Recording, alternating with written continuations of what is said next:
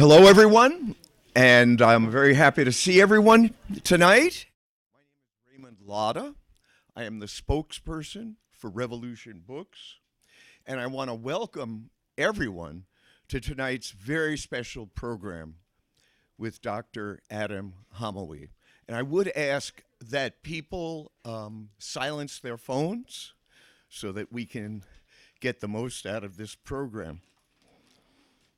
It's fitting that we're holding this program here at Revolution Books because here at Revolution Books, the whole world comes first. You'll see that in the books that line our shelves and in the kind of programs that we're having, and most especially what's happening here tonight.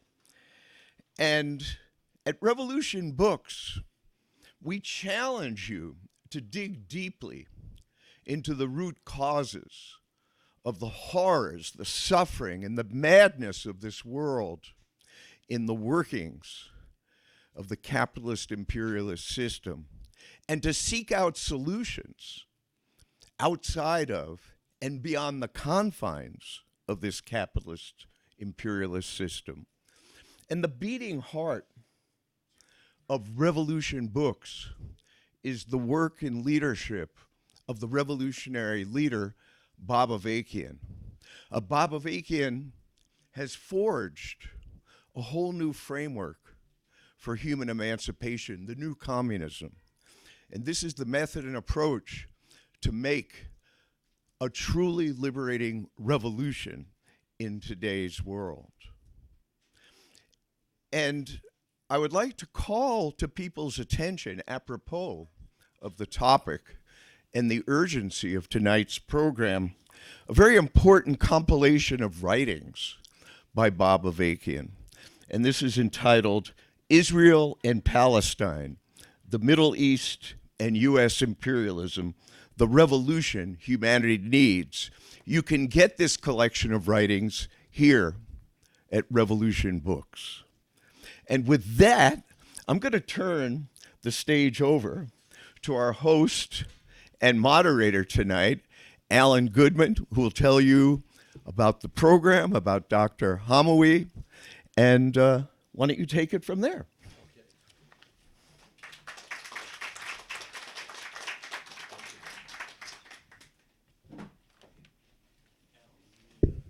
Yeah, adjust the height. Okay. Welcome, everybody. Our presenter tonight, Dr. Adam Hamawy, served in Gaza in May of this year at the European Gaza Hospital, which was subsequently closed by Israel and has never been restored in its functioning, even to what you're going to hear about tonight. He is one of 99 physicians and other medical professionals who signed a letter to Biden and Harris 1 year into the genocide in Gaza. And that letter ended, every day that we continue supplying weapons and munitions to Israel is another day that women are shredded by our bombs and children are murdered with our bullets. President Biden and Vice President Harris, the letter said, we urge you to end this madness now. Dr. Hamawy and his medical professional colleagues have spoken out tirelessly since they returned from Gaza. He and other medical professionals who have returned from Gaza have been one of the few windows into what's actually happening there. The reality of what you're going to hear tonight is censored, it's slandered, it's suppressed, including shamefully right here at Columbia University, where they were essentially banned from speaking and had to find a space to speak in. We cannot sit by when voices and perspectives like the one we are about to hear are silenced, marginalized, and suppressed.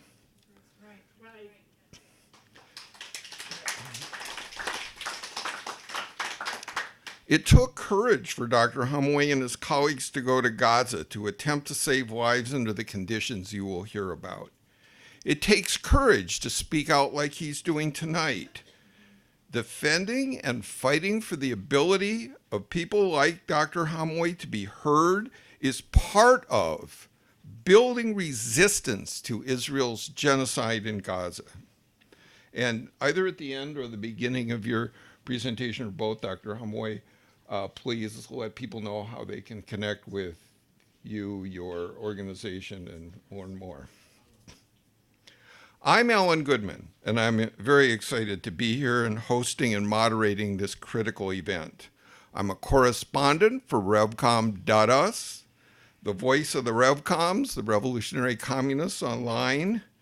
We here live in a country that is most responsible for the crimes against humanity that you are going to learn about tonight.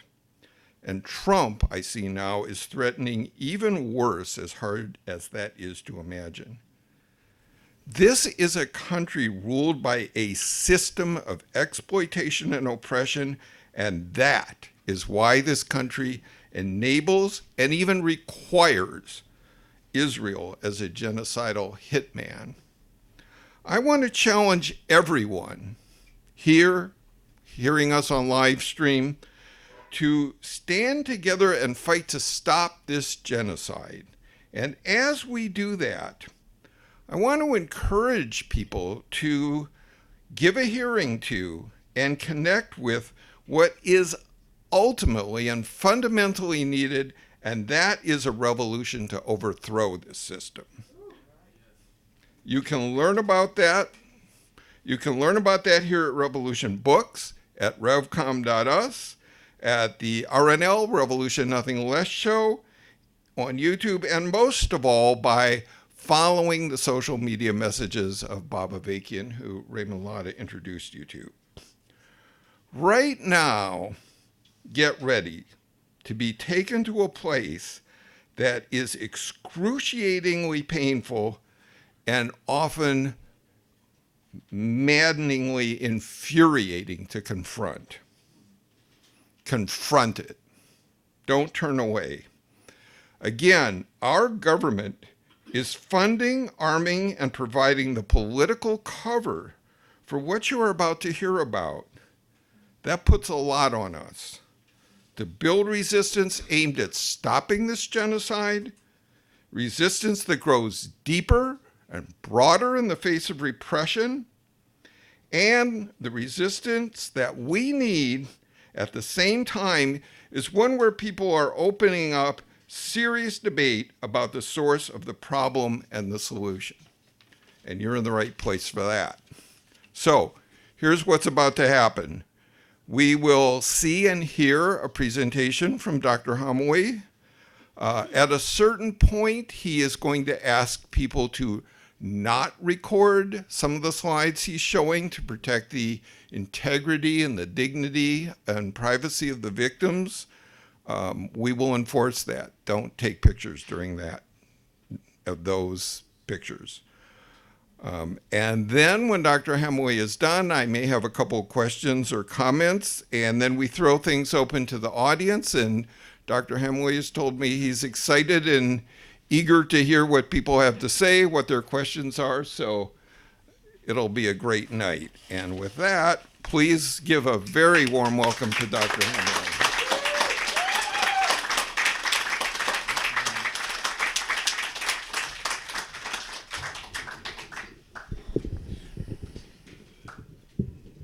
Is that good? All right. Thank you very much for that introduction and for inviting me here today to speak to you all, and for all of you taking some time from your day to come and listen to what I have to say.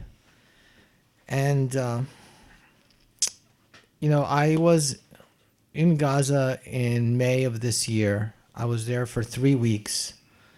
And since I've come back, since June till now, I have been constantly doing my best to go and speak to everyone that I can, trying to meet as many people as I can,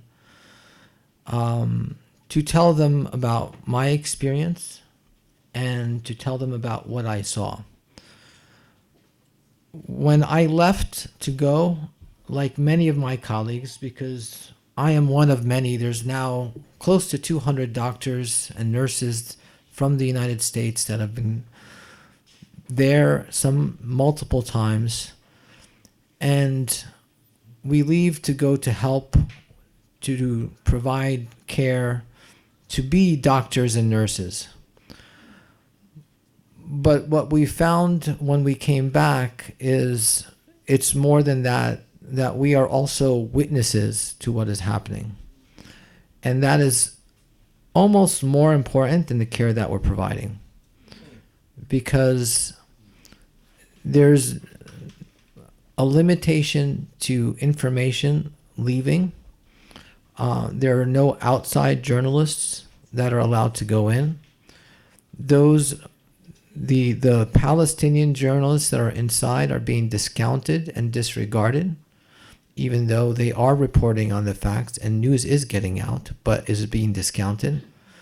And there's no third party independent monitors that are there. There's only the humanitarian workers.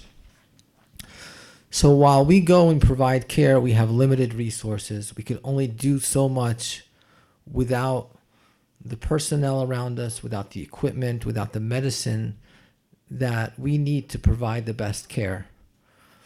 But what we realized is, again, what we are seeing, that we now have an obligation to come and report it. And so I've been to Capitol Hill multiple times. I've met with representatives from the Senate and House of Representatives. I've been to the State Department. I've talked to staff in the White House. I've been to mosques. I've been to churches. I spoke to a Jewish congregation on Rosh Hashanah.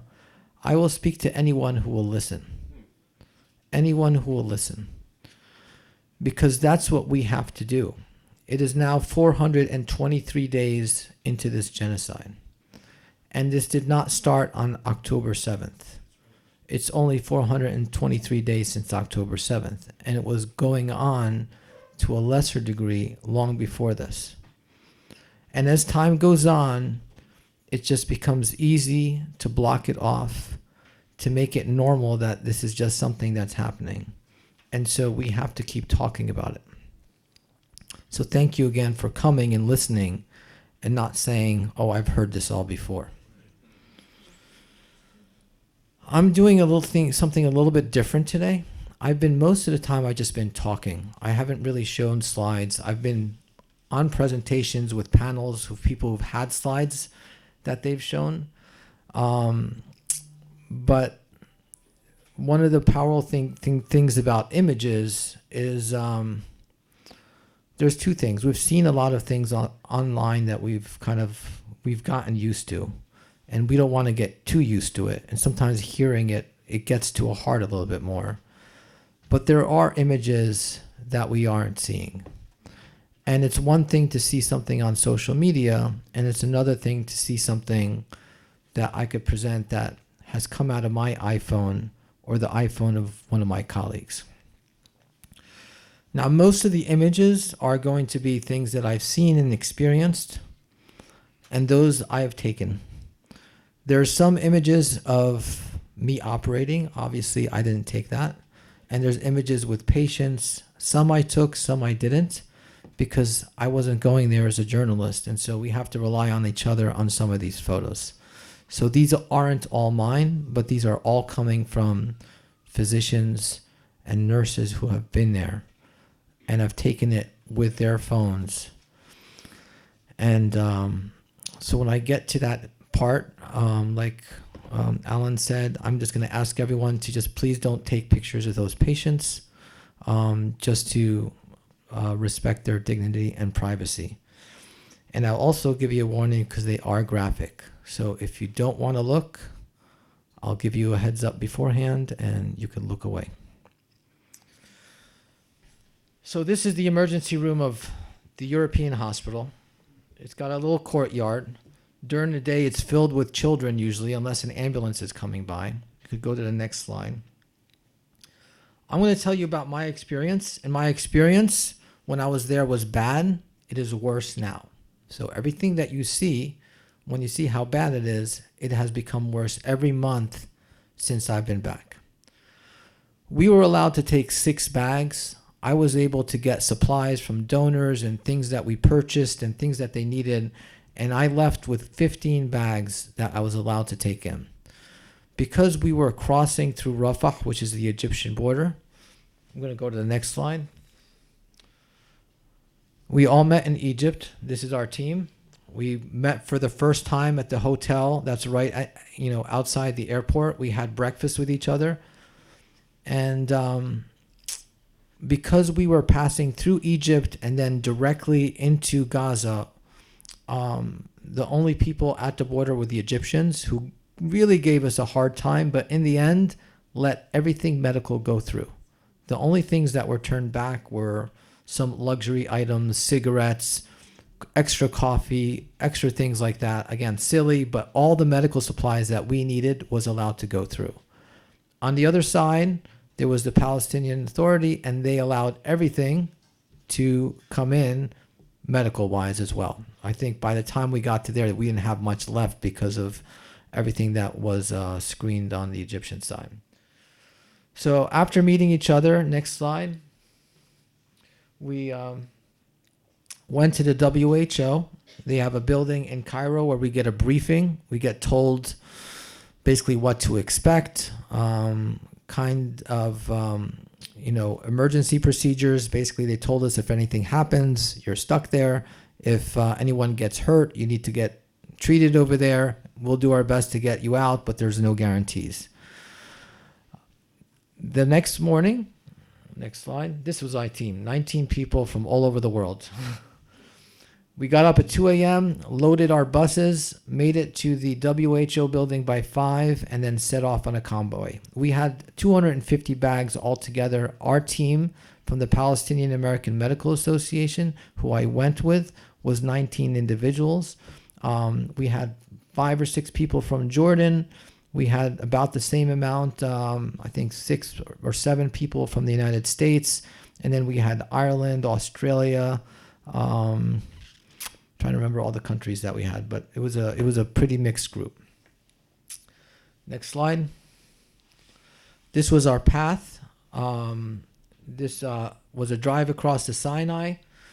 Normally it's a 4 to 5 hour drive. It took us really 6 hours to get to the border. That's because of the checkpoints along the way where we basically stopped and waited for a long time.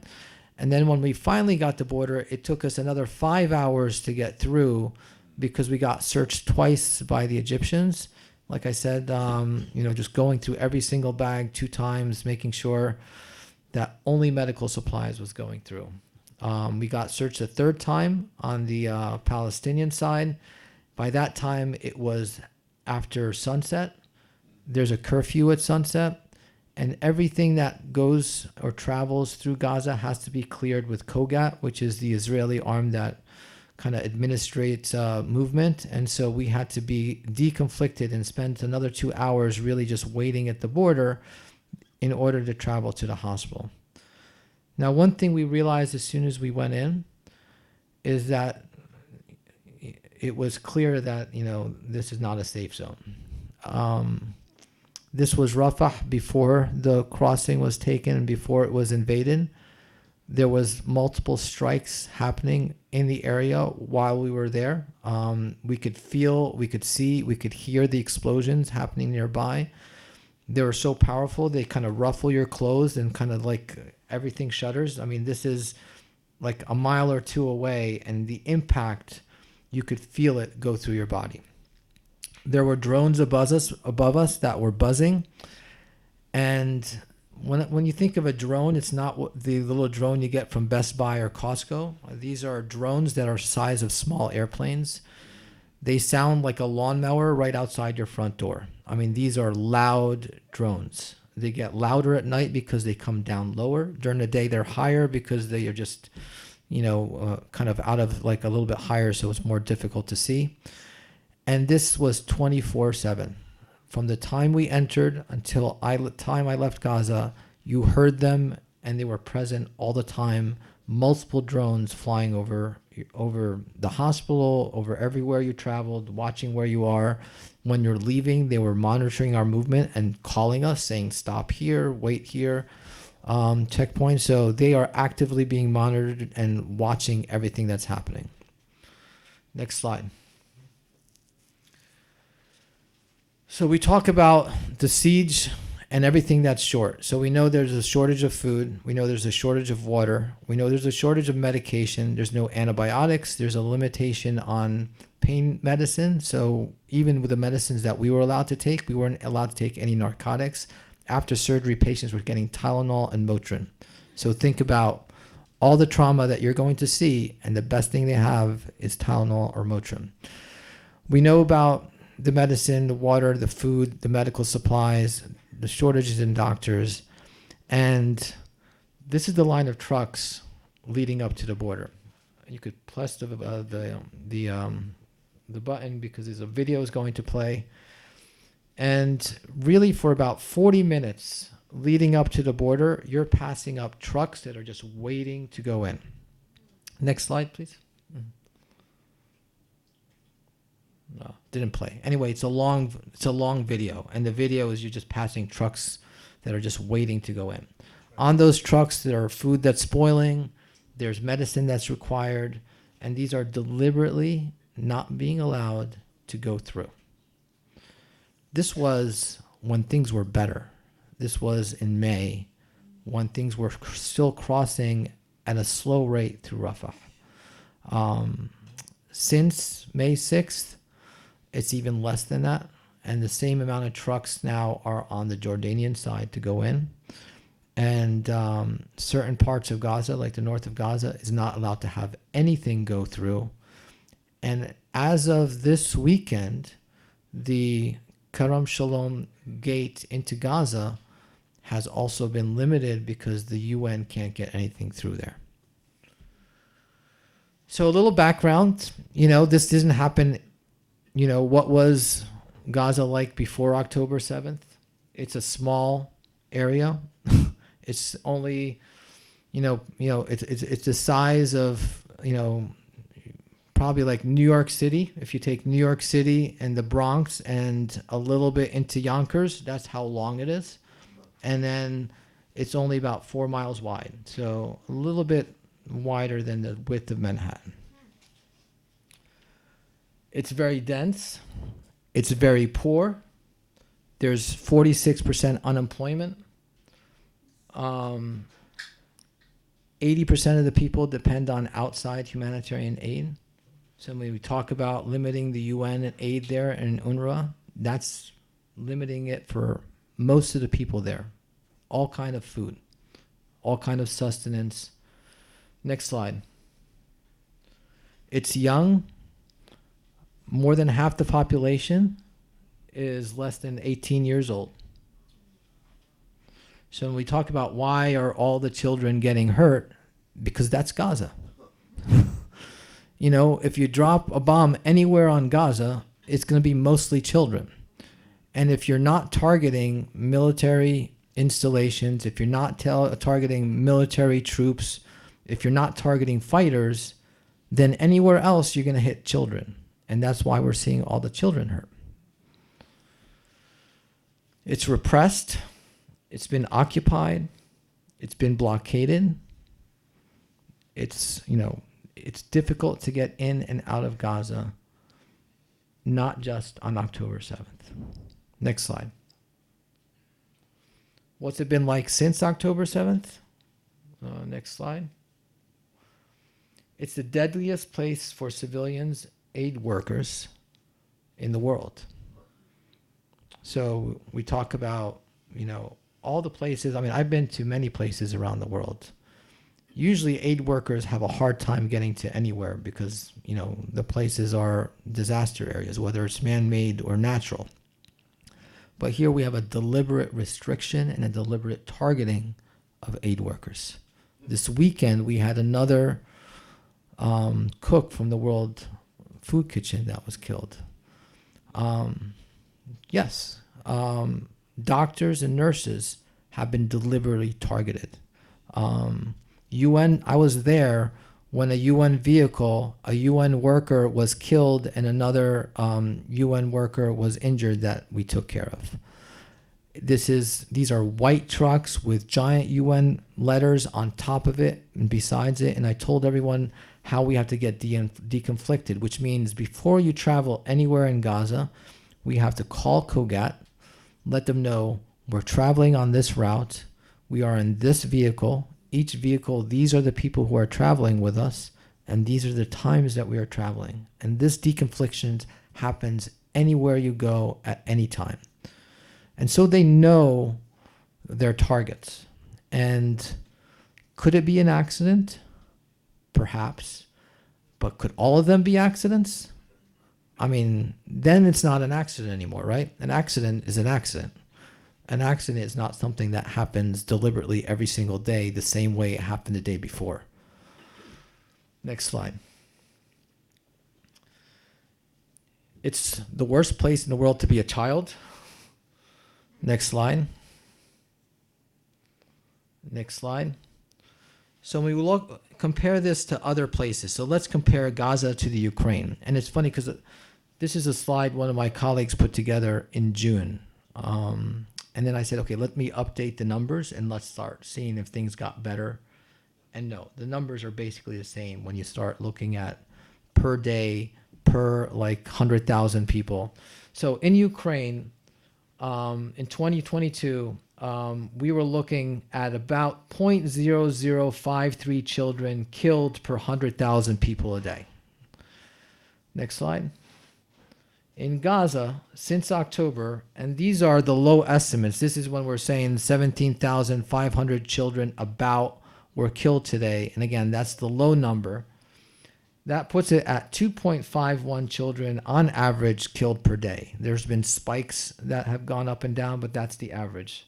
That's per 100,000, right? Not for everyone. So when you look at it daily, it's about 50 children being killed a day. It's 43 or 44. Next slide. So that's 473 times more than the Ukraine. That's almost 500 times more.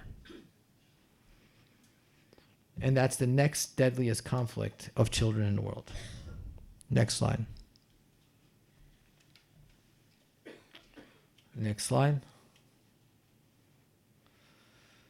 And so far, physically, they've destroyed the city infrastructure, not the city, like all of Gaza's infrastructure. It's far worse than other modern areas that have been destroyed, far worse than Aleppo in Syria, far worse than Mariupol in Ukraine, even worse than Dresden and Rotterdam during World War II.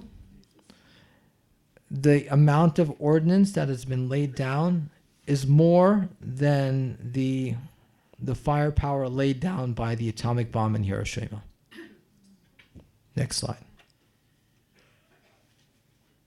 It's the thirstiest place in the world, the hungriest place in the world. Next slide.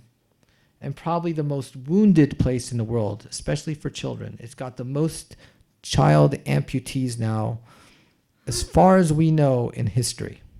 Next slide. Next slide. So we cross into Gaza. This is why we're waiting to get deconflicted. This is the sign that basically welcomed everyone till we took a picture of it and jinxed it, because we were the last to take this photo. 6 days later, next slide, the crossing was taken. The Israelis ran over it with a tank, as you could see, and destroyed everything that was there. So we saw it on the way out because we passed through there, and everything had been destroyed. Next slide. I was stationed at the European Gaza Hospital. It's in Khan Yunis, which is in the southern part of Gaza. It's right on the border with Rafah. So when they started bombing Rafah, we were right along the edge. So all the evacuation zone came right up to where we were, and we were like the first area that was, quote, clear, even though the hospital itself got like struck right outside. So there was like some buildings directly outside our gate that were struck while we were there. There was also some houses A doctor and a nurse who lived only like a couple blocks away were killed when their house was struck when I was there. Next slide. This is what it looked like. I'm sorry, go back. This is what it looked like before. This is like photos like I got from the internet, what it looked like before we got there. You couldn't see this when we were there because all there were tents and people living there. The hospital had about 15,000 to 20,000 refugees living there within the compound, which the compound was the hospital. It had a little warehouse there, and it also had a nursing college. Next slide.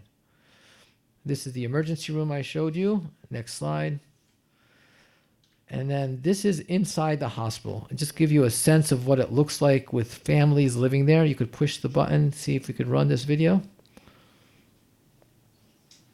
There we go. So there was families, kind of flipped upside down, but that's okay. So families, both sides, you could see anything. They didn't really have tents. They had sheets and plastic. People were cooking. Kids were running through the halls. People were sleeping. Stairways were also filled. This was shelter for so many families, and this was 5-star conditions because most people didn't have a roof on their head.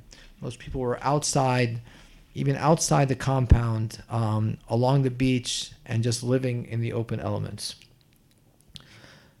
That was in May. People now living in the open elements in wintertime when it's raining, when it's cold. 2 weeks ago, those living along the shore, there was like 40 tents that were flooded and washed away. There's a family that lives close to us in New Jersey, whose relatives, they lost 2 daughters with that because the waters came and 2 daughters disappeared, and they found them drowned later. All right, next slide. It's weird why that's upside down. All right, I'm going to get to the graphic images now. So if you are taking photos, please don't take photos, and they are disturbing. But this is what you see every day in Gaza. Next slide. So people being brought in by friends, by family members. They usually come in clusters. They usually come in groups of people because they're usually sleeping in their homes or in their tents or in an area together where they're gathered.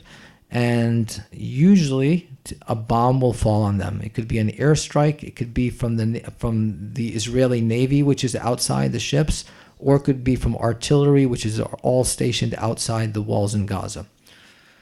Next slide. Usually not enough beds in the hospital or outside the hospital. The Gaza hospital is normally made for, the European hospital normally has 200 beds. It had 1,500 patients inside. That's besides the 15 to 20,000 people. So that's over 7 times its normal capacity. Many times we're treating people on the floor. Not everyone survives these strikes, obviously. Many of them die at the scene. A good third of them die in the emergency room while we're taking care of them. And only a third really make it upstairs for either surgery or to the ICU. And those who make it to the ICU, only 20% survive. Next slide. So you see different sized sheets, children, adults, basically families. These aren't soldiers, these aren't troops, these aren't fighters, these are not Hamas. Next slide.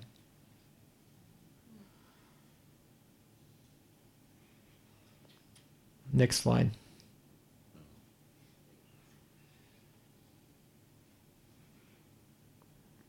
Next slide. Look at that child looking at her siblings and her friends. They might be cousins. Next slide. So this is what a blast injury does. It burns. It has barotrauma, so it basically disrupts internal organs. It tears off limbs. It flings these bodies sometimes 50, 60 feet away from their homes. Next slide.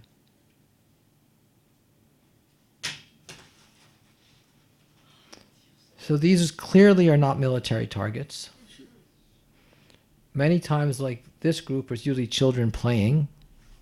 So these weren't sleeping, they're playing. Next slide.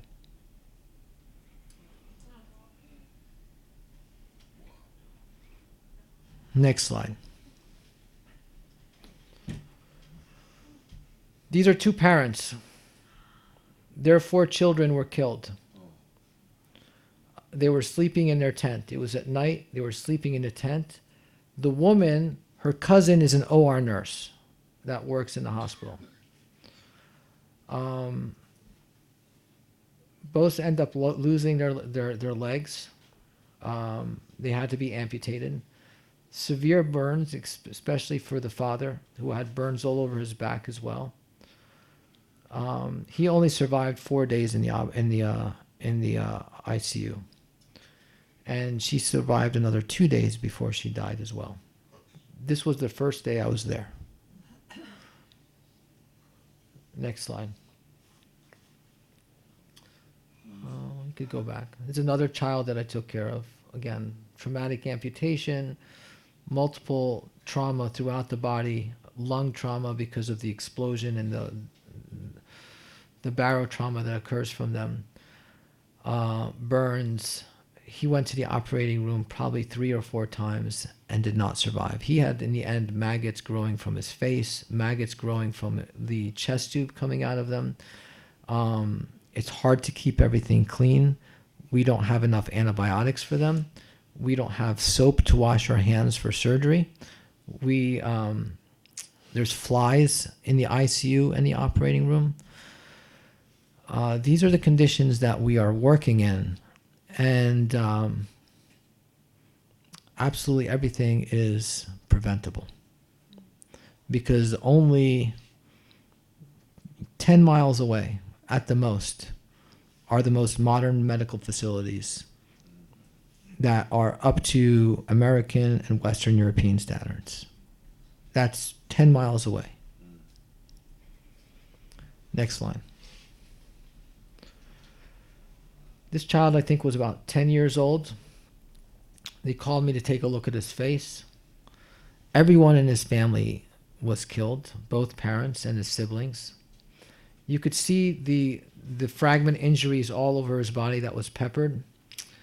I looked at him, and you could see the obvious face wounds, but he said that he also received an eye injury, and he had one eye that was melted away.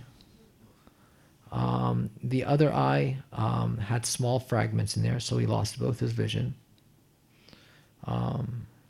He was completely awake and alert when I spoke to him, but could not see anything and had no one else that survived that he knew. Next line. Because I saw that melted eye, we got a CT scan, and he has a fragment that is in there. We had a neurosurgeon with us. I asked him about this, and he said it's in such a sensitive area, and because he's still awake and talking, that we have to just leave it, because going after it might hurt him more. So we put him, under watch. We gave him whatever antibiotics we could, because we don't want this to get infected. But this is what we're seeing again every day. Next slide. This little girl came with her little brother. She was found outside her home. She was flung away. Malnutrition. You could see how thin she was. Her little brother was 4 years old. He had burns over most of his body. He had difficulty breathing because he had inhalation burns as well. He survived 30 minutes in the emergency room before he died. The only surviving family she has is an aunt. She has an open skull fracture. You could see how the back of her leg and thighs were shredded. She had a liver laceration and a broken leg. I did 5 surgeries on her before I left. Next line.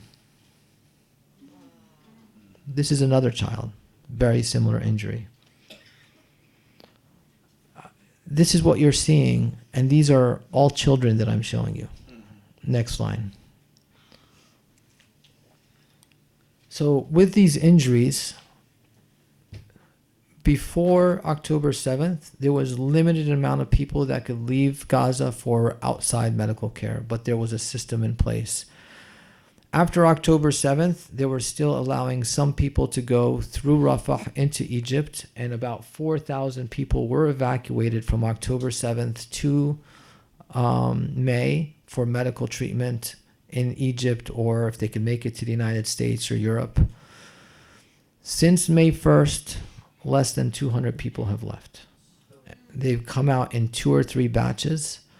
It takes sometimes weeks or months of lobbying people in Congress, talking to the Israelis, talking to people like in Jordan, and getting them to talk to their contacts to get a child who needs care out. For them to leave, they have to be a child. They have to have with them an accompanying adult who usually has to be over the age of 45 or 50. So usually, typically not one of their parents. And it's just been a difficult process.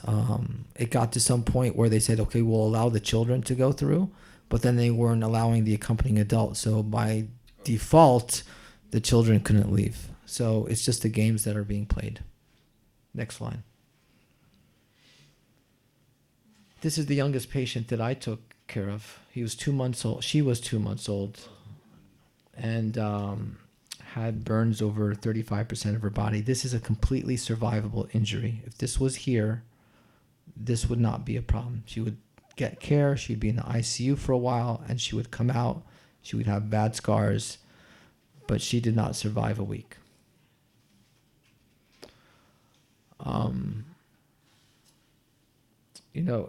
This is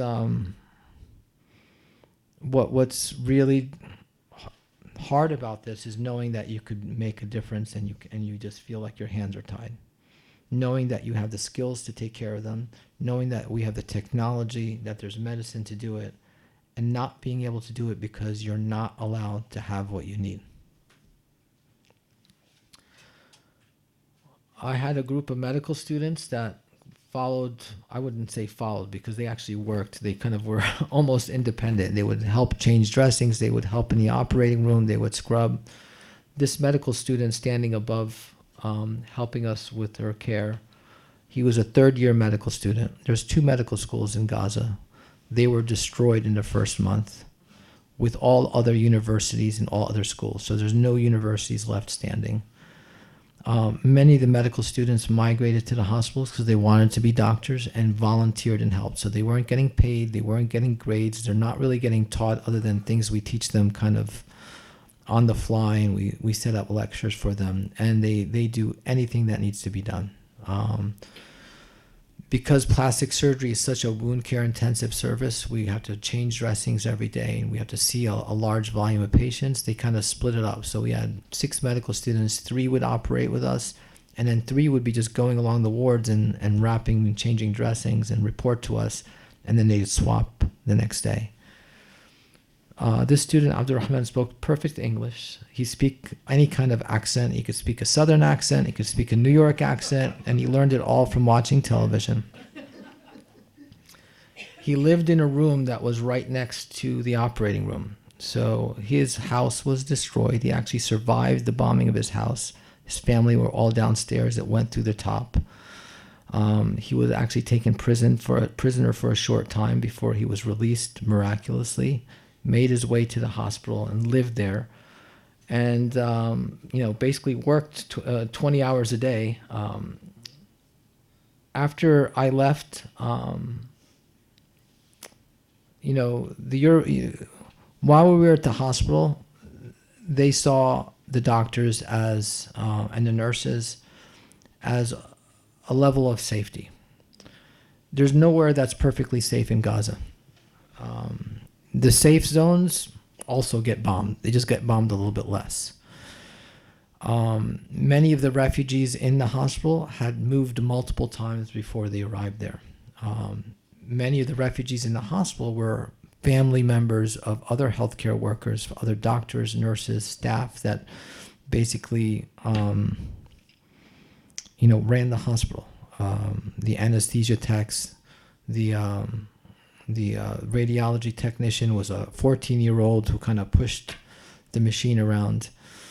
Many of them had left from Shifa Hospital. So they had been up in northern Gaza. That hospital was raided. Many doctors and nurses were taken prisoner. Many have disappeared. Many have been killed. And then those who fled came down here. Some of them went to Nasser Hospital. The same thing happened over there. So they had flooded multiple hospitals, and they knew at some point this would be a target. And they knew that our presence there, just being from the United States, from Europe, gave them some level of security.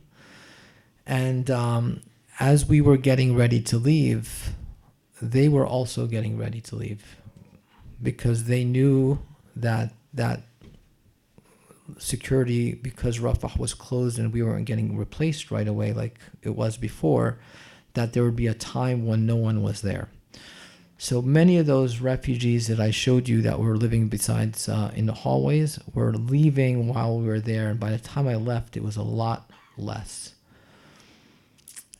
After we left, let's go next slide. After we left, it happened exactly as we said. That southern part of Khan Yunis became a red zone, and the hospital basically was evacuated. Everyone left because they knew it was going to be raided. They moved the patients to other hospitals. They dragged everything, and then everyone became a refugee again. This was on July 2nd. On July 28th, I got a notice that our student here, Abdurrahman, was killed. So he's one of the people that I worked with that were killed. Since I've been back, and I've been back 6 months, there's probably like 5 or 6 people that I know of, because we've lost contact with a lot of people that have been killed. Next slide. So we work usually multi-specialties because of the extent of the injuries, usually orthopedic surgeries, working on the legs. I'm usually working up on the face or the arms. We have 2 students there helping us. And this is what, it looks like usually our day. Like, we usually start early in the morning, around 9 or 10 o'clock, which is late by our standards here, but this is nonstop, and many of the local workers are burnt out. So we go by their schedule unless there's an emergency, and we go on until the work is done, sometimes after midnight. Next slide. This is what the area around the hospital looked like. Next slide.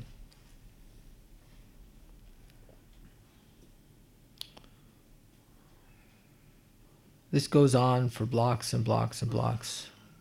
There's nothing left. There's not a home, a business, a school, a church, a mosque, any kind of facility that's left standing. And what hasn't been destroyed by bombs, usually after the bombing starts, people have been evacuated or had to leave or run or flee. The Israeli soldiers come in, and then they start destroying whatever's left. And so inside these buildings, you could see graffiti, you could see the remnants of them kind of scouring through, making sure there's nothing left for anyone to come back to. Next slide. This is Nasser Hospital. You could see the ambulance. I didn't show the hole in the wall where a tank shell went through. Dialysis building was completely destroyed. Dialysis machines sabotaged. The CAT scanner sabotaged. The ultrasound machine sabotaged. All the medical supplies in the operating room sabotaged. And so they were, once they left, I went there, and they were still cleaning up the hospital, cleaning the blood from the floors and the walls, on tables that I saw. They were trying to set it back up so it could be functioning, and it is now a functioning hospital again, just not as well as it was when it first was set up. There was a mass grave in the back. We did see some remains there also that we buried when we found, and many of the bodies that are in the back have not been identified and are suspected to be some of the healthcare workers and patients that were at the hospital. Next slide. Here's some of the people that I worked with. So Dr. Hatham there, general surgeon, trying to do his best to do plastic surgery. He's learned a lot since October of last year. And three of the medical students that were working with us. Next slide. Next slide.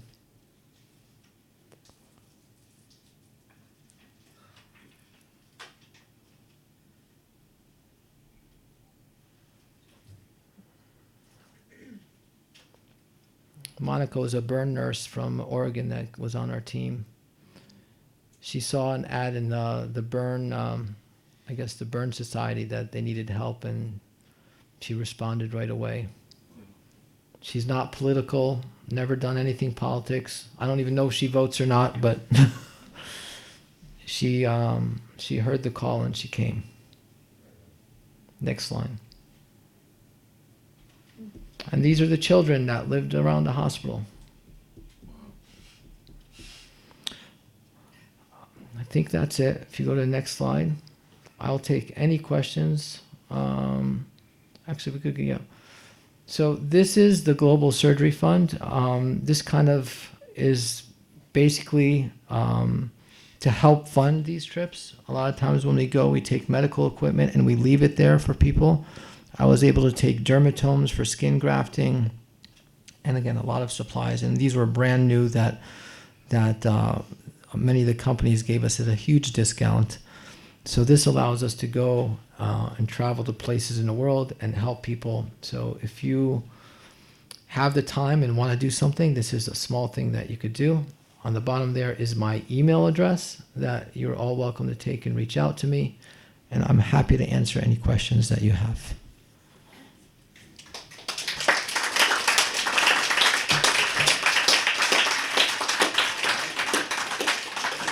Give Dr. Hamawy a standing ovation.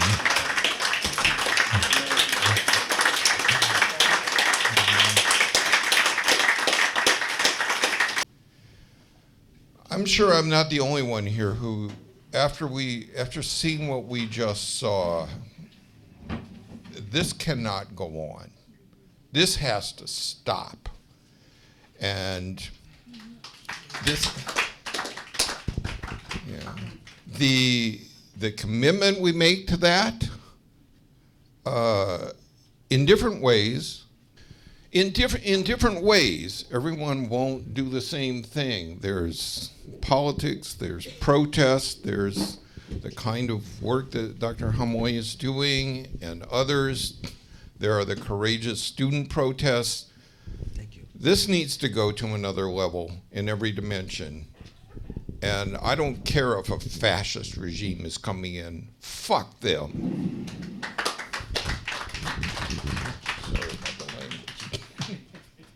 How do you say that in Arabic? I don't know. But I also think this poses, what kind of world is this? And, you're in a place where that's on the agenda. And, you heard Raymond introduce the work of Bob Avakian to get to a world beyond all of this. So, let's keep that part of the conversation as we go out and struggle. Now, my specific question. Well, actually, I have two.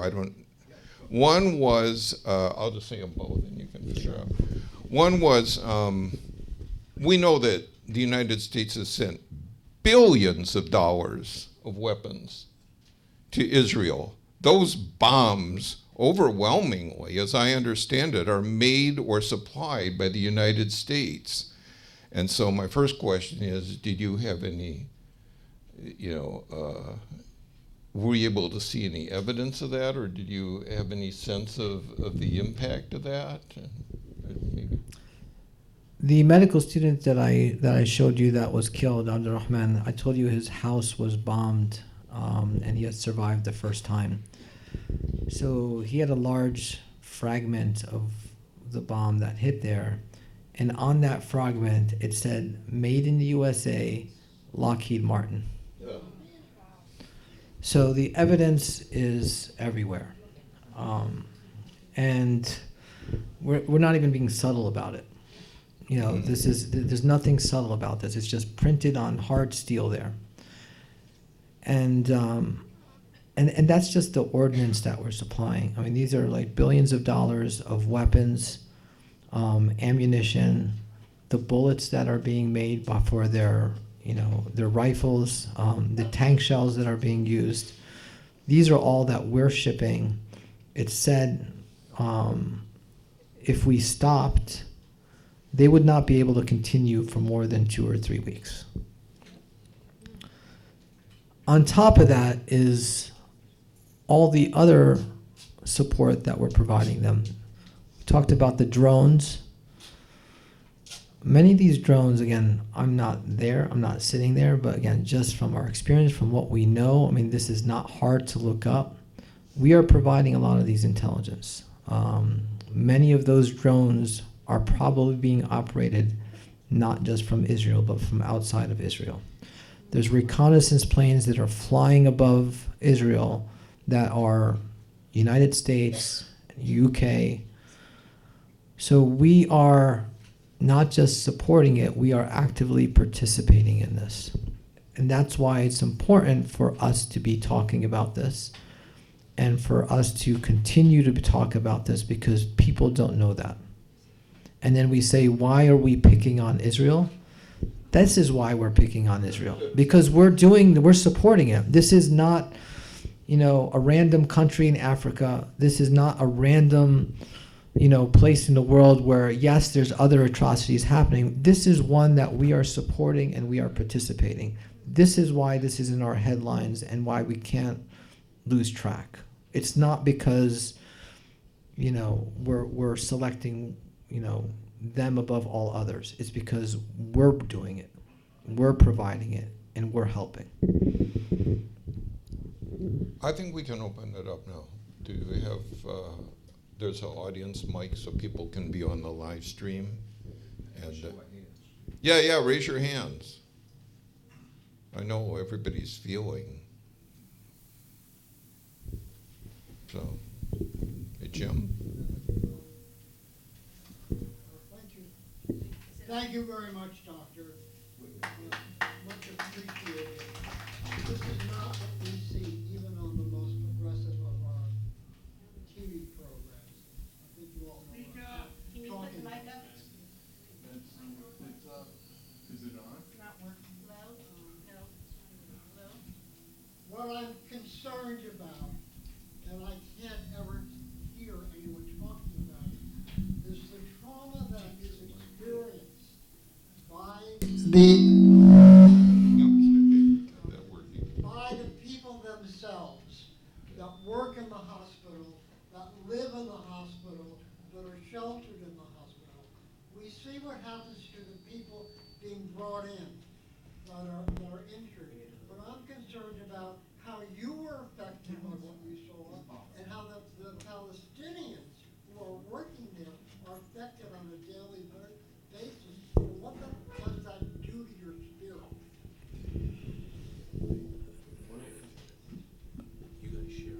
Sure. I'm going to repeat the question. It's about the trauma that we are witnessing and that we see every day there. How does that affect us as the healthcare workers, the Palestinians who are going through this every day? So it's not just the victims of the trauma that are hurt directly by it, but those around them. And absolutely, that's a very real thing. I mean, the children are all traumatized. I mean, you see them smiling and they're playing, but then you talk to them, or they witness. You saw that one child with her siblings that in front of her all slaughtered, and it, it's a real thing. And that the mental health there is it's a far it's something that's neglected just because of necessity right now. I mean, they're just kind of overwhelmed with everything else. But they're going to need, how do you fix a whole society? I mean, this isn't one child or one family. There was a study that came out about 3 or 4 weeks ago in the British Medical Journal that just looked at the medical students in Gaza. And I guess they sent them a questionnaire. And just based on that questionnaire, I think 63% had like severe PTSD or qualified like under that criteria. Just from that questionnaire, and that's just the medical students. So, I mean, imagine the children and everyone else. As for us, yes, we are definitely experiencing that. I mean, I talk to some of my colleagues, and there's some that are not sleeping at night. There are, people break out into tears all the time. Some are handling it better than others. For me, I think we all learn how to compartmentalize as doctors. I mean, we are used to seeing death and like end of life, and that's just part of our profession. And so we naturally have that, but this is just so overwhelming. And I think part of it is screening it and just trying to set it off. The other part is talking about it. So my therapy is right here talking to you and discussing it.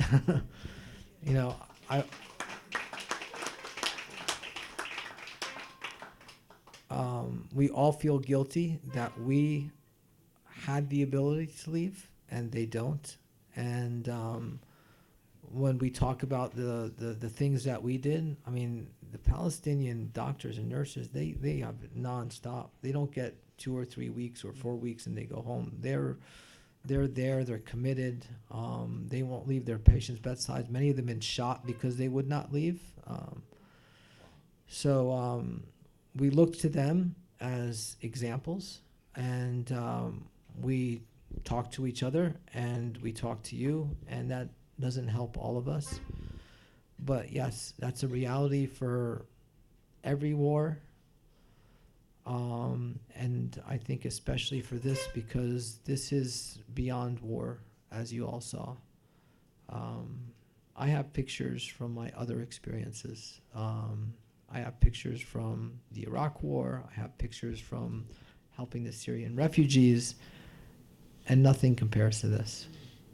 So the PTSD, if we sat and we tried to diagnose and go through everything, I'm sure it would be like beyond, what we've seen in other places.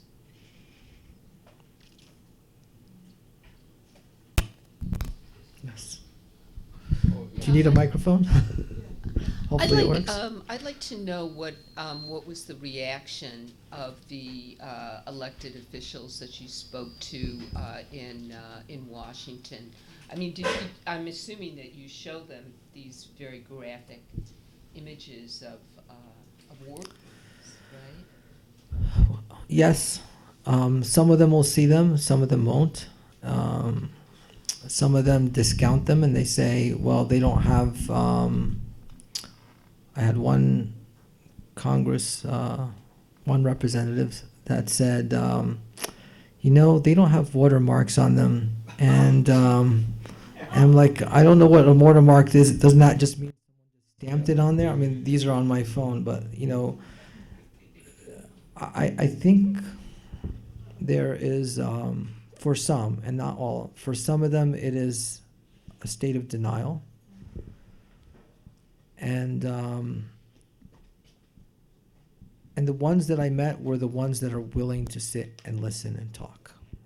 I think there's a lot more that I've tried to meet with that I could not sit and talk with. So the fact that they were able to sit and listen with us, to us, they don't have much to respond. You know how politicians love to talk. And many of them will go in with a conversation and they talk about everything they did. And some of them are trying whatever, but it's not really translating to votes. But then when I give my talk and when I talk to them what I've seen, you get silence. And that's a rare thing to see from our senators and our House of Representatives, because there's nothing they could really say to that. And what I asked them is, I did what I could do as a doctor, and they need to do what they can do as members of our government. And I'm waiting for many of them to respond to that. We have a few, I think, courageous members that are willing to stand up and vote and voice loudly that this is not acceptable. There are some that are working under the currents that are not ready to make that, but if we keep at them, and this is where all of us come in, because there's a lot more work that we have to do here than over in Gaza. I mean, there's only a limited thing we could do there right now. But like I said, if we stopped it here, it could only continue on for another 3 weeks. This is the source. It's starting here, and this is where we have to call our representatives. We should all know who they are. We should all know, they should all know who we are, right? We should be annoying enough to know that I'm going to talk to so-and-so because they call every week. We need to talk to the people around us at work. We need to kind of be annoying enough that people can't ignore what's happening. And eventually, hopefully, that will lead to change.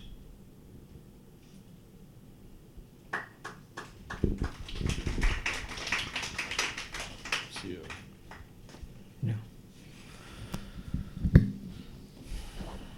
Thank you so much.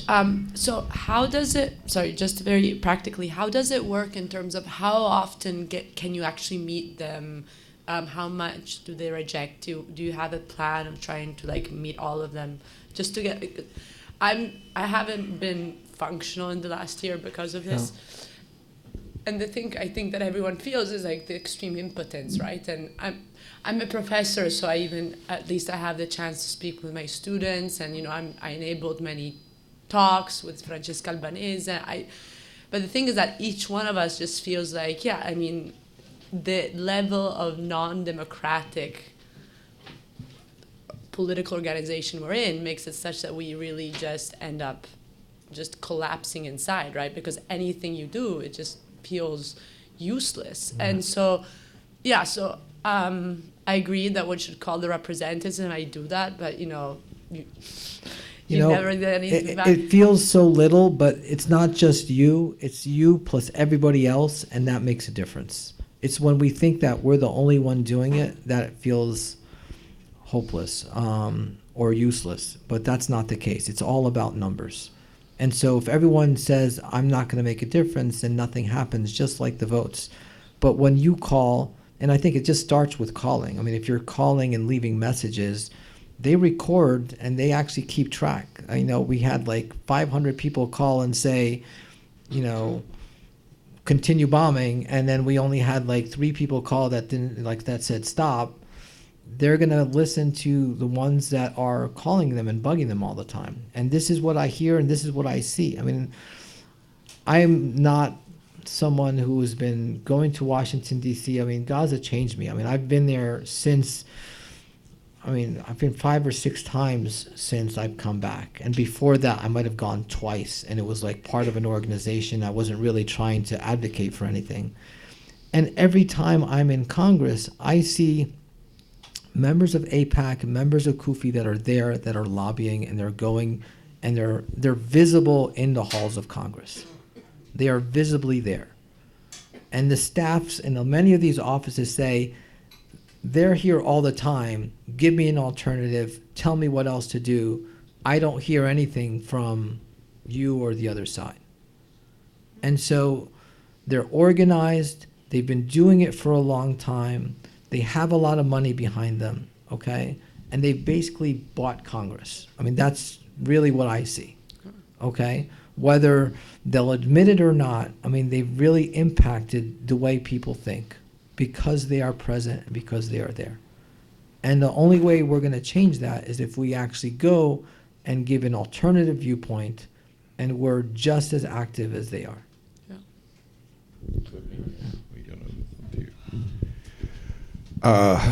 Well, I feel the outrage and the frustration. I think when you are banging your head against the box and the box doesn't move, it is time to think outside the box. And I don't mean giving up on any meaningful way to mobilize public opinion to demand an end to this slaughter. I don't even think you can't call it a war. That was going to be my other question to you, because you've been in wars and you've distinguished. This is just a slaughter of innocent people. But if you look at what this country was built on, slavery, genocide, if you look at the American empire and what it is that these Make America Great Again people want to bring back, and what it is that Biden and Harris said was the greatest country in the world, it rests on an empire of child laborers in Congo, of sweatshop workers in Bangladesh. And I've studied this, and we actually have a map at revcom.us that shows how Israel has intervened in the interests of the U.S. empire in Guatemala to essentially lead a genocide against an indigenous peasant rebellion against the elites there. In South Africa, this was one of the formative things for me personally, coming up Jewish and finding out that Israel was supporting South Africa. I couldn't believe it. I thought we were supposed to be about something else. And then I kept digging, and it all got justified. Oh, we have to support South Africa because otherwise they'll treat Jews there like blacks. And I, this is, some people have heard me tell this story, but I just blurted out to my rabbi, why would we want to be black? I mean, why would we want to be white? Why wouldn't we want to be on the side of the blacks? So these kinds of things, and then you take Joe Biden. I mean, how many times did that guy repeat that if there wasn't an Israel, the United States would have to invent it to protect our interests in the region? I mean, you talk about not hiding things, like made in USA is right on the bomb. Biden's telling you that, and that's Biden, and we're looking at worse. So, I just think this is a process that I went through this in the 60s. It was one of the great things about the 60s that we were like, well, I think this needs to change. I think the whole thing needs to change, and everybody's kind of bubbling about that, and I think we need that now too. So, this isn't just about what's happening over in Gaza. I mean, this is impacting us here in the United States. It's impacting our freedom of speech. It's impacting our civil rights. This is what we have to look at. This is like people were saying let's make America great again. Well, how are we going to do that? If we're not going to take the example of being leaders, if we're not going to take the examples of being good, if we're not going to hold up to our own standards about civil rights and what we say we stand for, how do we expect to become great?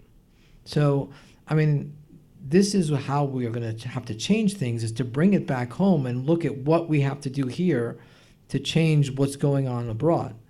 Because like this is where it starts. This is where it starts. We're supporting all this. And the protests on campus, I mean, what happened to them this year? They've been suppressed.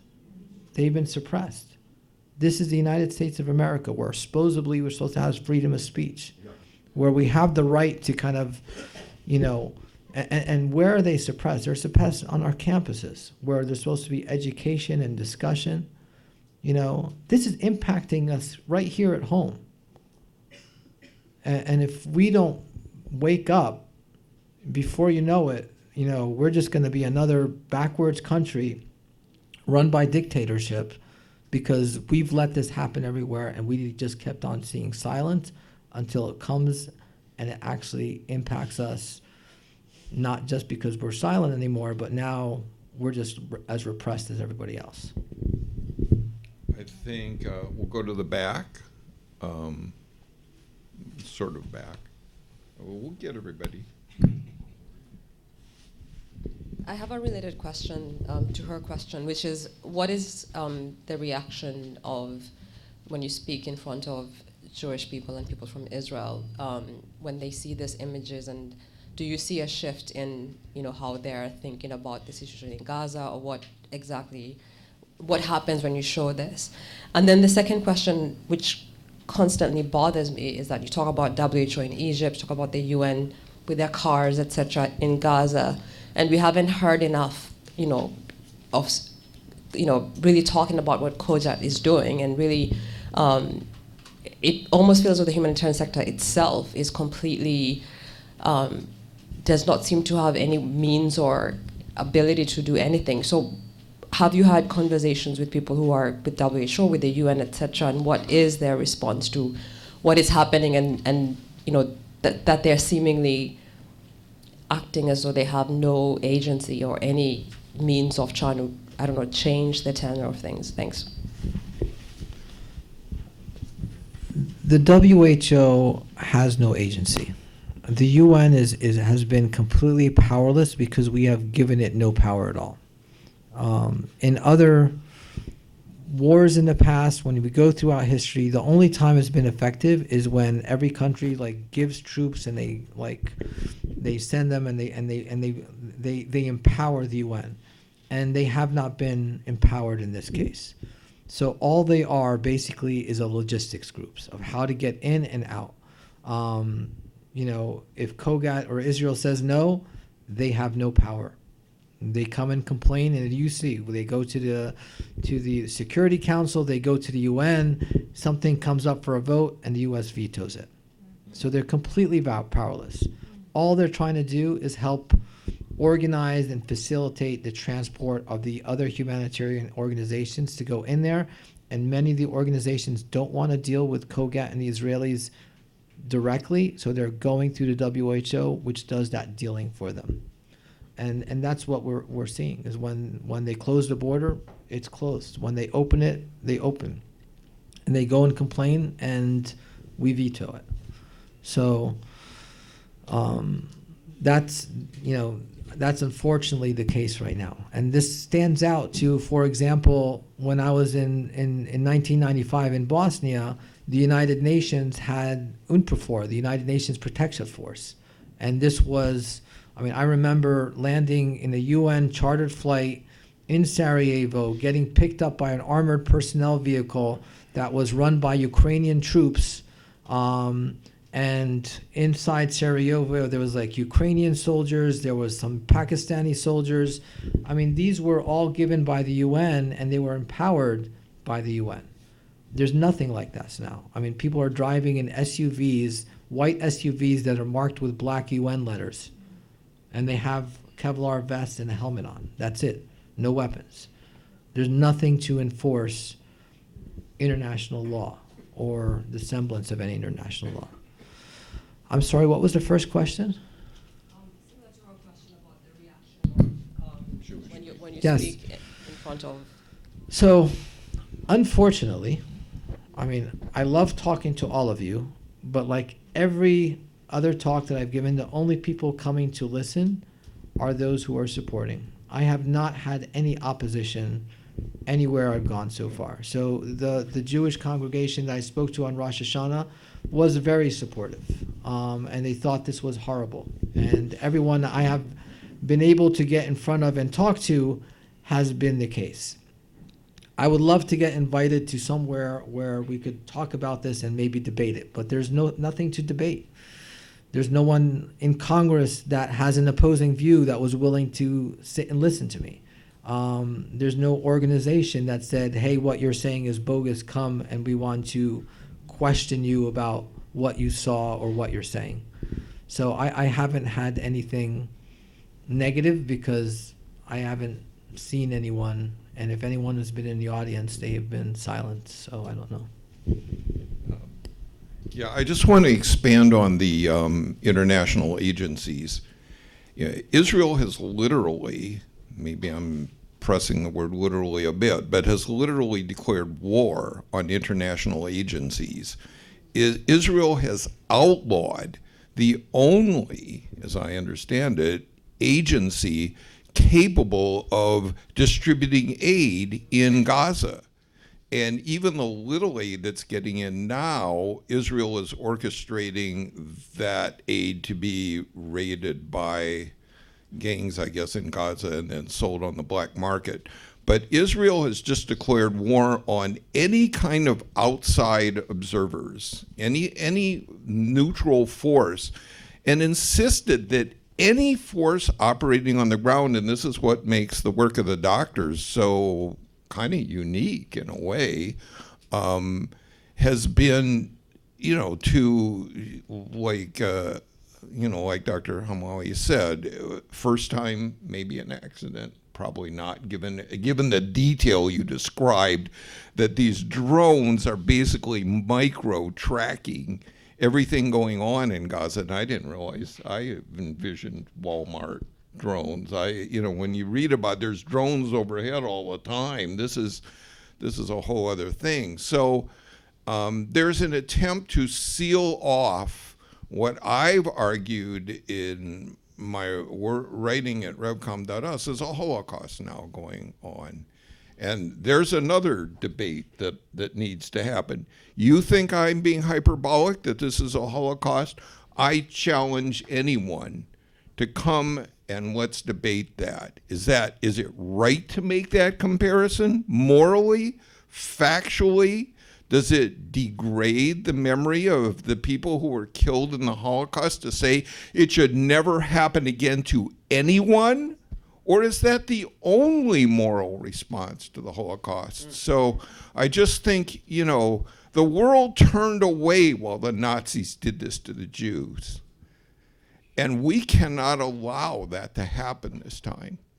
So I'm kind of amplifying it's not just, and the United States has been all in on defunding UNRWA.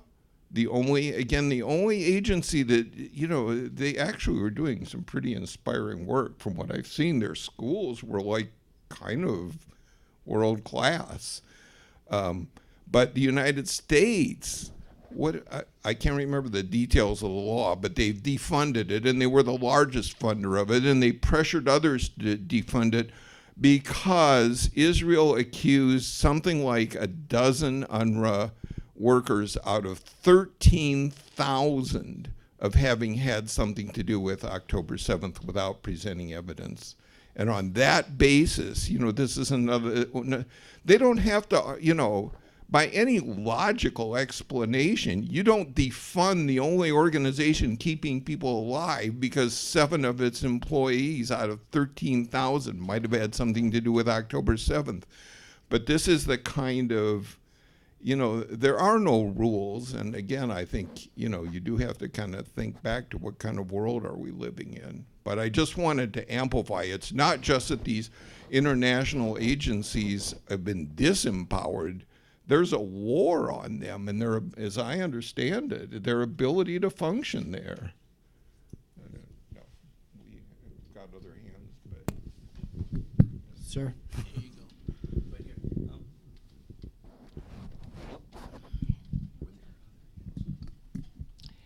Well, first I want to say thank you to you for this presentation.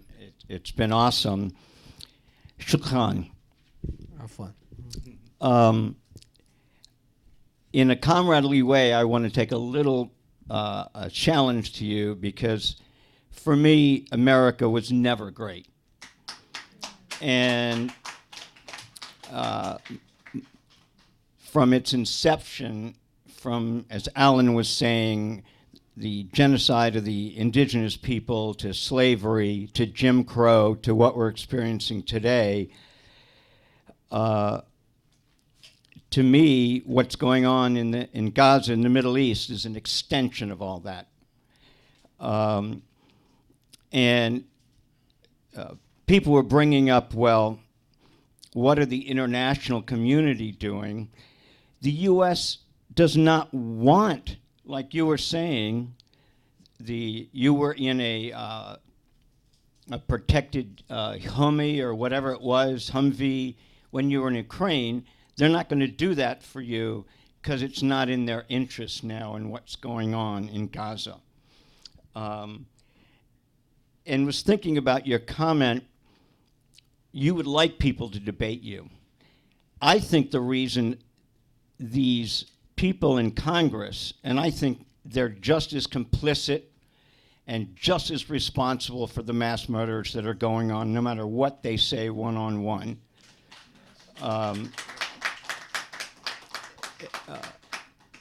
If they wanted to, they could stop these weapons going. I don't give a fuck what other people saying. They're lying if they say they can't. That's my opinion. And the reason they don't want to debate you is because they don't want to bring out the truth. And so they're willing to hide or run or, as you said, where's the watermark? This is the whole way it functions. My parents were Holocaust victims and survived. Many in my family didn't. And what we're seeing now is a Holocaust, and even worse, because Israel has learned how to do it better than Hitler and the Nazis at a much quicker pace. And we're seeing it every fucking day on the news. As a clinician myself, I can't even begin to imagine what you went through. I shake thinking about that. And I've been around the block and seen a lot of blood. And another thing you made me think about with the Holocaust, the U.S. knew a lot of what was going on during the Holocaust and did nothing. IBM was the company that was sending the machines to stamp the numbers on the people who were slaughtered. My relatives. It went on, and someone once said, well, they couldn't let you know because it would mean some of our U.S. troops might get affected. No, there was massive complicity. And I grew up with, don't be a good German, that expression.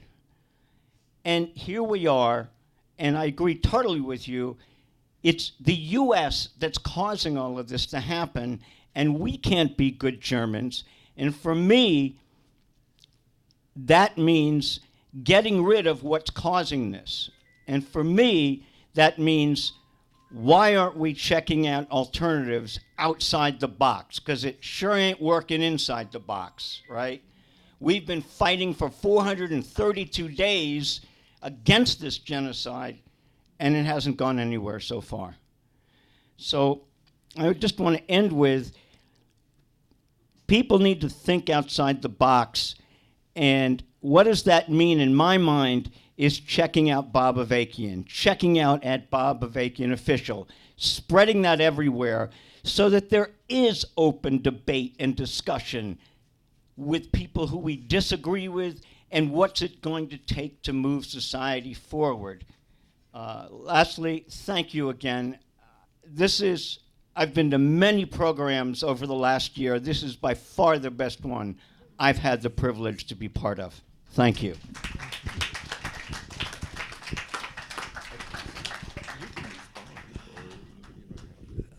Thank you very much. I have nothing to say to that. Let's see if somebody who hasn't. I saw some hands earlier. Levette, did you have your hand up?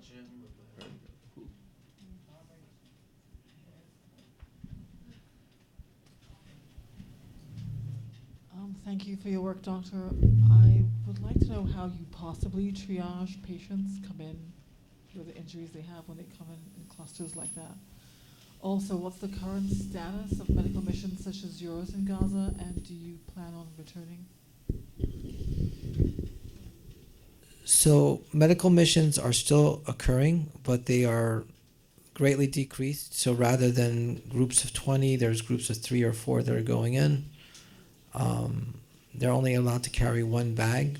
That one bag is only personal items, so you can't even bring a large bottle of Tylenol because a large bottle is more than what you need. I don't know if they're afraid that we're going to make bombs out of Tylenol or what, but you can't take extra food.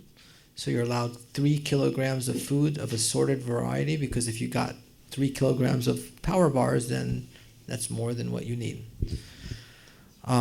No medical supplies are allowed, no instruments, nothing deemed sharp. You're going really through 2 checkpoints now. You're being stopped at the border because you're coming in from Jordan, and many of these things are not getting into across the bridge at all.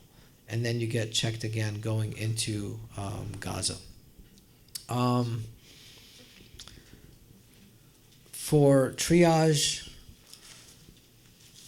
it really goes back to its original definition. You have limited resources. There are those that are not going to make it no matter what you do. And the best people at recognizing this are the Palestinians. Because when you first get there, again, many of us, many of the people have never been to any other combat zone. They haven't had to deal with resource shortages. And we are trained here to do the best we can for absolutely everybody's in front of us. Someone could be in the ICU, 95 years old, and we'll still do 100% because that's how we're trained here. You can't do that there. We don't have the medicine to do that. And so the Palestinians right away could tell you that is not someone who's going to make it. And in the beginning, you don't believe them and you try everything, and they don't make it. And so everyone learns quickly, and we try to make those who are not going to make it as comfortable as they can. There are those who don't need anything at all, and we could just say, grin and bear it. And then there's those people that need your immediate care and are worth the resources because you could maybe help them survive. So that's how triage works there. I remember a patient in the ICU. He had a large wound in his body. I mean, it was like something I could literally fit my arm in there on the side of his body.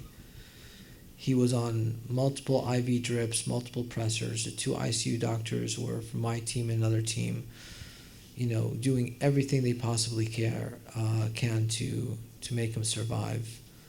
And they had like 2 more bottles of pressors basically to keep his blood pressure up. And they were like, we're going to do this, but we don't, it's been hopeless. And I mean, we all looked at each other, and I remember telling them is that everyone dies of something. And at some point of time, we got to think of the next person who's going to come and what we're going to be able to offer them. And so that's triage. I don't know if you asked me anything else. Are you planning on going back? Yes. At this point in the evening, we'll see how much longer we can go, and we really appreciate your time. I think we have a word from our hosts here at Revolution Books. I'm sitting here looking at the audience. I've never seen an audience this focused, this rapt, this intense, this long. Nobody's going to the bathroom, nobody's blinking. And we are exploring things that, that are censored and banned, and the things that we're not supposed to be thinking about outside the box can only happen in Revolution Books. So, Jane, I think you have a brief announcement on that tip and a word of appreciation for our hosts here. So, go ahead. Okay, I want to thank everybody for coming, and especially thank the doctor. We think we know what genocide is. You have seen it here, okay? And one thing that wasn't mentioned is that at the end of this genocide, if we allow it to continue, you're going to see a new Dubai. And that's what capitalism, imperialism is doing all around the world. So today is Giving Tuesday. I think some people may know that. People may have gotten hundreds or tens of requests to donate to good causes. There's no place like Revolution Books, and I do want to be very brief here. I think a lot of what the doctor has brought to us makes a case for why this bookstore is so important. We do quite the opposite than shut this down and allow people to just go on accepting the nightmares that are going on in the world. Take your packet and study it closely when you go home. It's a microcosm of why this bookstore is so critical. And I just want to mention a very few quick things to really make my case for people to donate, and donate as much as you possibly can for this bookstore to not only stay open, but do way more than we're already doing right now, as demonstrated by you all here tonight. At Revolution Books, people get to have their sights raised to a whole different world. This especially, I want you all to take a look at. We need and we demand a whole different way to live, a fundamentally different system that is possible, up against the betrayal that so many of you and millions of people feel by this system, not solving the problems. It's kind of like here, we get outside that box and get outside the killing confines of the system, and we challenge you to do the same thing.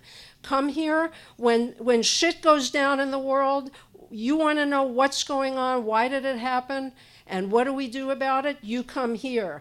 And I won't go on. I could list you 50 reasons, okay? It is urgent that this bookstore, Revolution Books, not only survive but thrive.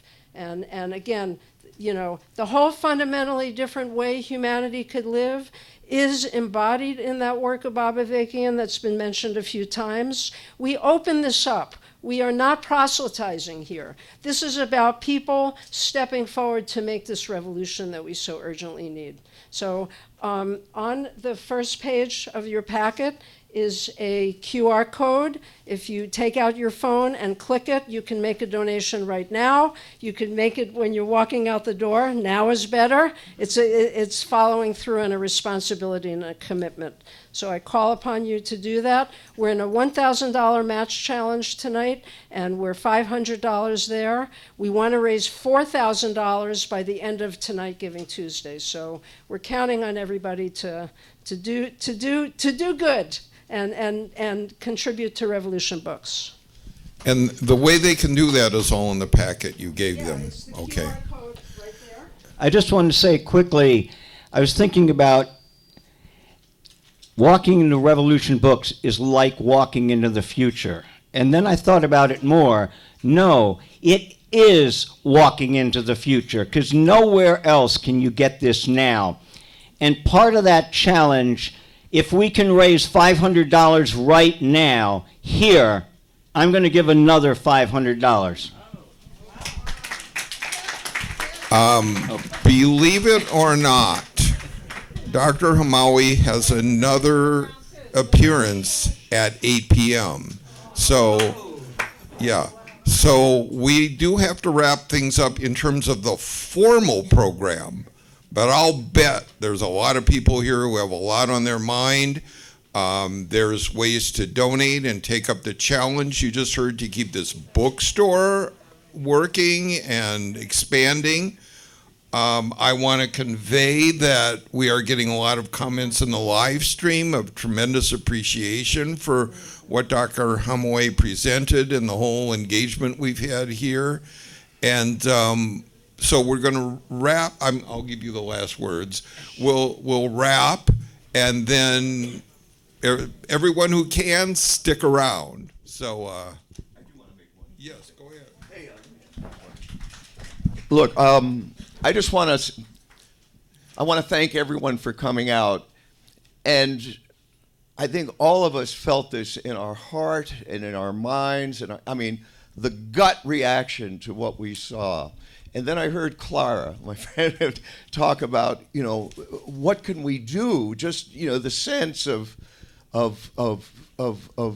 is it futile? Is it purposeless? Can we do anything about this? And I think that this program tonight drives home this profound statement by Bob Avakian that we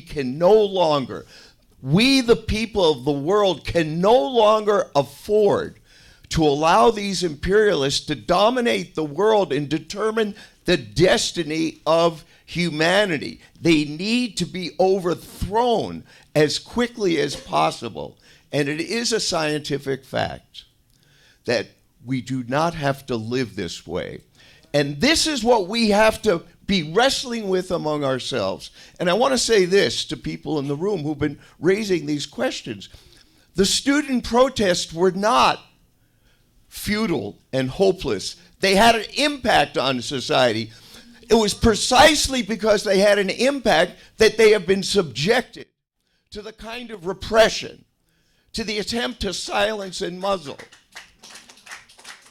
And what it means here at Revolution Books, we introduce people to the strategy to make that revolution.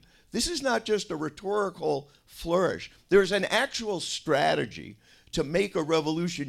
When I was listening to this, the doctor said, well, there's the technology, there's the skills, there are the resources to treat these people in Gaza. But that's blocked. That's not allowed. Now, that's all too real and destructive of human life. But it's also a metaphor for this stage of history, that there is the potential to get to a world without all this suffering, a world in which human beings can flourish. We have to make a revolution. People should get the materials here, building up the basis to make a revolution. And we have to be joining with and supporting resistance. We have to be contributing to opening up that resistance. And we have to be waging that resistance to stop this genocide, to defend those who come under attack, as part of building up the forces to make a revolution as quickly as possible. This is what I think people need to take, into their intellectual and emotional orbit right now, because this is a horror. It has to stop, and there is a way to stop it through a real revolution. And if it were only that the United States was supporting Israel, it goes deeper than that. Israel is an integral part of this empire. And we get into that here at Revolution Books, why that's the case, the role that it plays. But all of us feel it in our bones that this has to stop.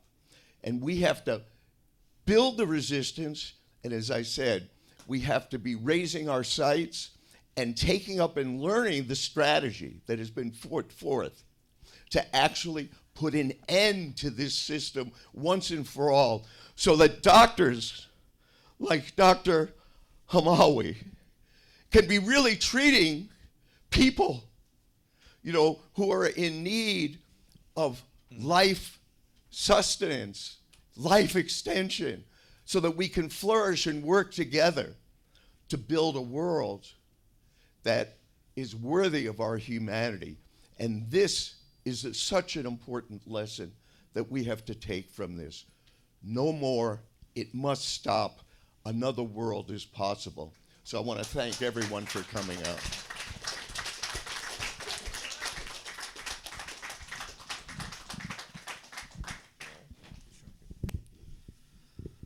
Thank you all very much for hosting me and inviting and again coming. And the question of what do, I don't think anyone can answer that for you. I did what I could, and you have to see what you can do and answer that for yourself. I mean, the important thing is not to be afraid, to do it smartly, look at the big picture. But if you're a doctor, you do healthcare, you take care of people. If you're a journalist, report, talk about it. If you're a lawyer, do lawyer stuff, sue someone, advocate. You have to see what your skills are, because I can't tell you what you could do, and I don't think anyone else. You just have to find something to contribute and actually like get past that inertia of doing nothing and staying silent. The students have done their part, but not everyone could protest. Not everyone should protest. We have to come at this, from all fronts, an army of doctors, an army of lawyers, an army of artists. And that's how it's going to change, by everyone doing what they can. Don't feel you're helpless because you're not a doctor and you can't go, or you're not a student and you're protesting. Find what you could do and do it. That's all I have to say. Okay, so let's give a final applause to ourselves and to Dr. Hamawy. And everyone who can, stick around. We'll continue the engagement informally.